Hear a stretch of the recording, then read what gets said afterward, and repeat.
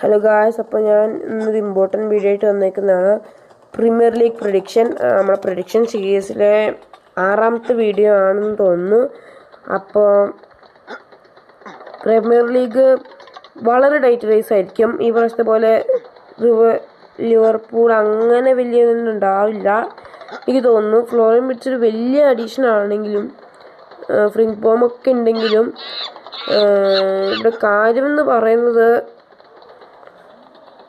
അവർ മാത്രമല്ല, എൻ്റെ ചുറ്റുമുള്ള ടീമുകളും വലിയ കാര്യമായിട്ട് വളരെ കേട്ടോ. അപ്പോൾ ഈ റൺ അടുത്ത റൺ തുടങ്ങാം. അപ്പോൾ ചുറ്റുമുള്ള ടീമുകളും വളരെയാണ്, പ്രത്യേകിച്ച് ചെൽസി പോലത്തെ ടീം. പെപ്പ് എന്തായാലും ആ ഒരു ഡോമിനേഷൻ തുടരാൻ വേണ്ടി വളരെ ഡിറ്റർമിൻഡ് ആയിരിക്കും. മാൻ യുണൈറ്റഡ് കൂഞ്ഞിനൊക്കെ വെച്ചുള്ള മാൻ യുണൈറ്റഡ് ഈ സീസണിലെ പോലെ ആയിരിക്കില്ല. പിന്നെ ടോട്ടനം ഇത് കപ്പൊക്കെ ജയിച്ചു, അവർക്ക് ഒരു വീരും വാശിയും കൂടിയിട്ടുണ്ട്. അപ്പോൾ അതൊക്കെ പ്രീമിയർ ലീഗിനെ വളരെ ചാലഞ്ചിങ് ആക്കും. അതുകൊണ്ട് തന്നെ എൻ്റെ ഒരു മനസ്സിൽ ലിവർപൂളിനേക്കാളും സാധ്യത കൂടുതൽ ഈ വർഷം ആർസണലിനാണ് കേട്ടോ.